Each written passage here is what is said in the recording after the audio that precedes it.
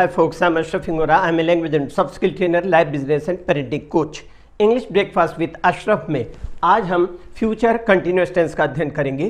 Present future continuous tense की हिंदी में पहचान है रहा होगा, रही होगी, रहे होंगे।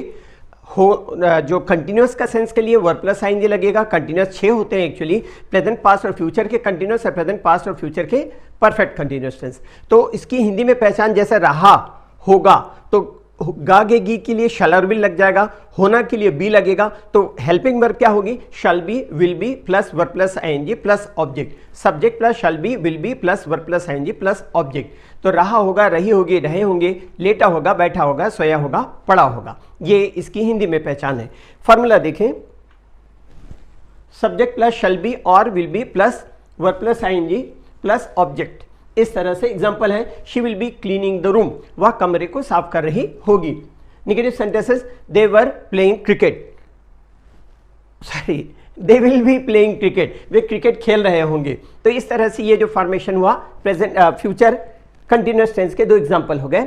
नेगेटिव सेंटेंसेस बनाने के लिए हेल्पिंग वर्ब के बाद नॉट लगा करके नेगेटिव बनाते हैं। और चूंकि फ्यूचर कंटिन्यूअस टेंस में दो शब्द की हेल्पिंग वर्ब होती है, विल और बी, शैल और बी। तो पहला जो शब्द होगा वो मेन हेल्पिंग वर्ब होगा, उसके बाद नॉट लगा करके नेगेटिव बनेगा। तो फॉर्मेशन होगा will not be, shall not be. तो फॉर्मेशन कैसा होगा? Subject plus shall not be और will not be plus verb plus ING plus object. और चूंकि बातचीत में शॉर्ट फॉर्म का यूज करते हैं तो विल नॉट बी को हम वोंट कह सकते हैं। इस तरह फॉर्मूला आपके सामने है। और example, she won't be cleaning the room, वह कमरे को साफ नहीं कर रही होगी। इंटरोगेटिव फॉर्मेशन बनाते हैं तो सहायक क्रिया दो शब्द की है अगर, तो पहला शब्द जो मेन हेल्पिंग वर्ब होता है उसको सब्जेक्ट के बाहर लगाते हैं और उसका पहला लेटर कैपिटल होगा और सारे सब्जेक्ट्स के पहले लेटर स्मॉल हो जाएंगे, आई और प्रॉपर नाउन को छोड़ करके। और जो हेल्पिंग वर्ब का दूसरा शब्द होता है बी, वो सब्जेक्ट के बाहर रहेगा, सब्जेक्ट के मतलब अंदर रहेगा, सॉरी। तो फॉर्मेशन होगा will plus subject plus be plus verb plus ING plus object. Example से आप समझेंगे। पहले फॉर्मूला देख लें, विल और shall plus subject plus be plus verb plus ING plus object. Will she be cleaning the room, क्या वह कमरे को साफ कर रही होगी? इस तरह से ये हो गया इंटरोगेटिव सेंटेंसेस। और नेगेटिव सेंटेंस का अगर इंटरोगेटिव बनाना है तो विल और शैल को सब्जेक्ट के बाहर लगाएंगे जैसे हम इंटरोगेटिव में बनाते हैं, और उसके बाद सब्जेक्ट के बाद में नॉट को लगाएंगे, उसके बाद be plus verb plus ING plus object.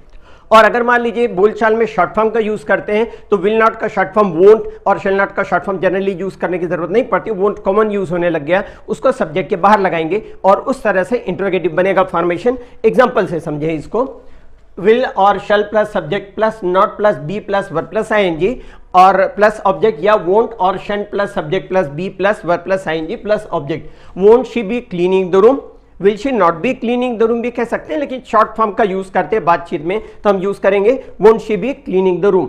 ये हो गए हमारे फ्यूचर कंटिन्यूअस टेंस के सिंपल से कुछ एग्जांपल्स। अब यहाँ पर फ्यूचर परफेक्ट कंटिन्यूअस टेंस के कुछ डिफरेंट यूजेस हैं, इसको समझें कैसे यूज होता है। पहला देखेंगे, फ्यूचर कंटिन्यूअस टेंस का इस्तेमाल बिना इरादे के फ्यूचर व्यक्त करने के लिए होता है। जैसे एग्जांपल आपके सामने दिया हुआ, ही will be helping Rekha tomorrow, वह कल रेखा की मदद कर रहा होगा। ये क्या बता रहा है? सामान्य अर्थों में मतलब कर रहा होगा। इस तरह इस वाक्य से यह बोध नहीं होता कि रेखा की सहायता करने का उसने निश्चय किया है, इंतजाम किया है या उसकी सहायता करने की इच्छा है। इससे सिर्फ यही पता चलता है कि यह कार्य होगा।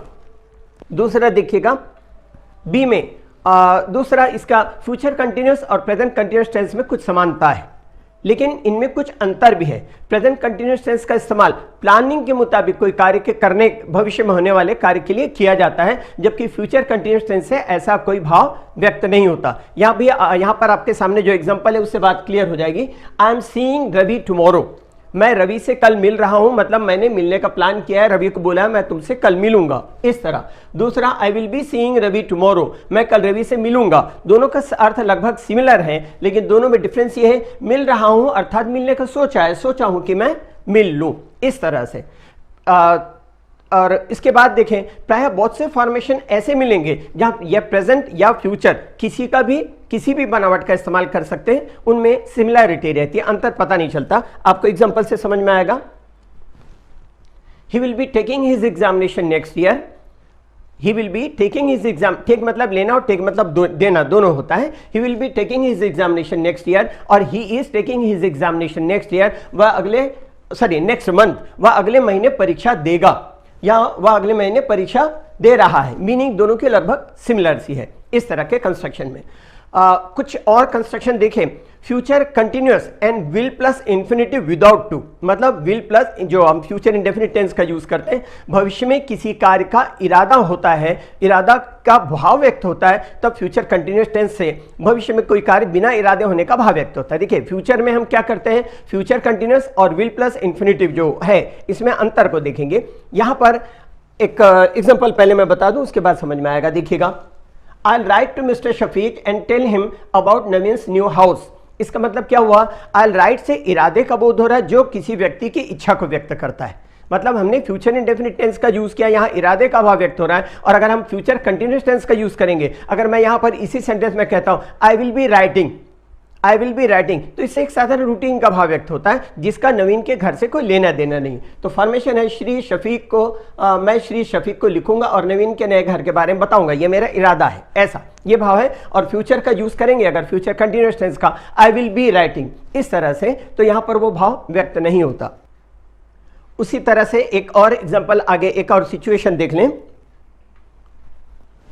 हाँ, रेखा वोंट कुक फूड, रेखा खाना नहीं बनाएगी, मतलब रेखा ने खाना बनाने से इनकार कर दिया, या रेखा आज खाना नहीं बनाएगी, उसकी तबीयत ठीक नहीं है, या जो भी रीजन है। यहां पर इसका अर्थ देखेंगे। और दूसरी सिचुएशन में हम कंटिन्यूअस का यूज करें, फ्यूचर कंटिन्यूअस टेंस का, तो इसका अर्थ होता है, इसका जो सेंटेंस होगा, Rekha will not be cooking food, मतलब रेखा खाना नहीं बना रही होगी, इसका मतलब हो सकता है कुछ और कर रही हो, बाहर गई हो, इस तरह।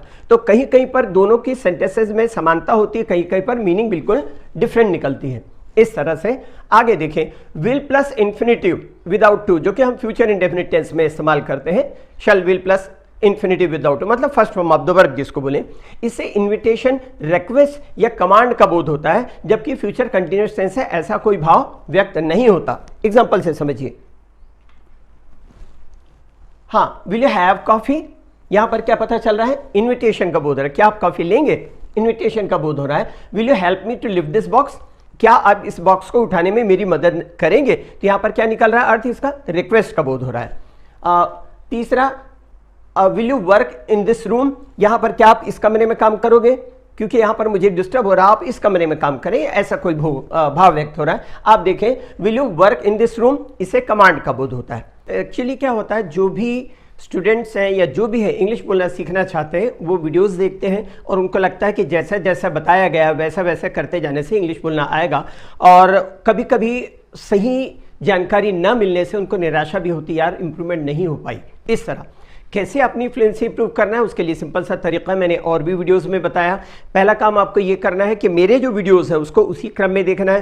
पहला टेंस पे वीडियो है, उस टेंस का देखना है, उसके बाद उस टेंस का जो फ्लुएंसी इंप्रूव करने के लिए एक सेंटेंस का 14-15 जो भी सेंटेंस बनते हैं, affirmative, negative, interrogative, question word, question tag, agreement, disagreement, subject verb object प्रक्वेश्चन, वो बताया हुआ है, उसको देखना है। उसको देखने के बाद तीसरा जो पार्ट होता है मेरा, वो एक्सरसाइज का पार्ट है। उन एक्सरसाइजेस को आपको देखना है, पढ़ना है, और साथ में वो जो एक एक्सरसाइज दी है उसका भी उसी तरह 14-15 सेंटेंसेस बनाने हैं। लगातार करते करते आपको महसूस होने लग जाएगा कि आपकी फ्लुएंसी धीरे धीरे इंप्रूव हो रही है।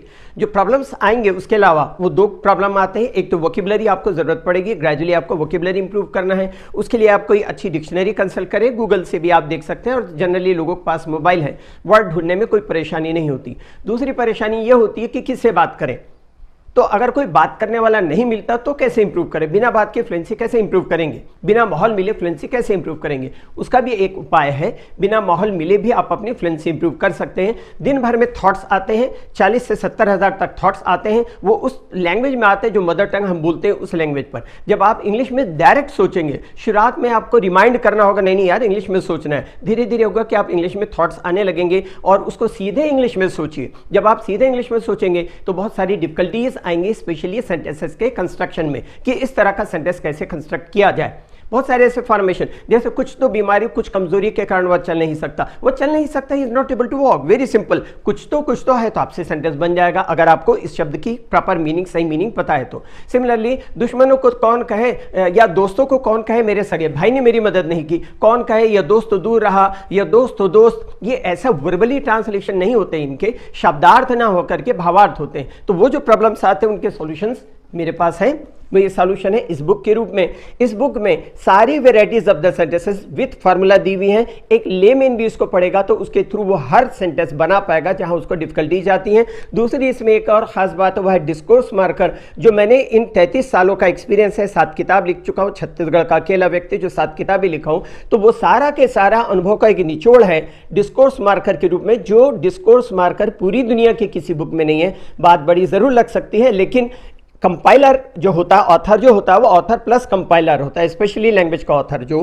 तो यहाँ पर मैंने बहुत सारी ऐसी चीज़ें कंपाइल की है जो कहीं पर आपको नहीं मिलेगा। It will certainly be helpful for you, ये आपको बहुत मददगार साबित होगी। मुझसे लेना चाहें आप मुझे कॉल कर सकते हैं, व्हाट्सएप कर सकते हैं, एक स्पेशल डिस्काउंट पर आपको प्रोवाइड की जाएगी। वैसे ये बुक मार्केट में अवेलेबल है, लेकिन मेरे पास से अगर आप लेना चाहें तो एक स्पेशल डिस्काउंट पर मिल जाएगी।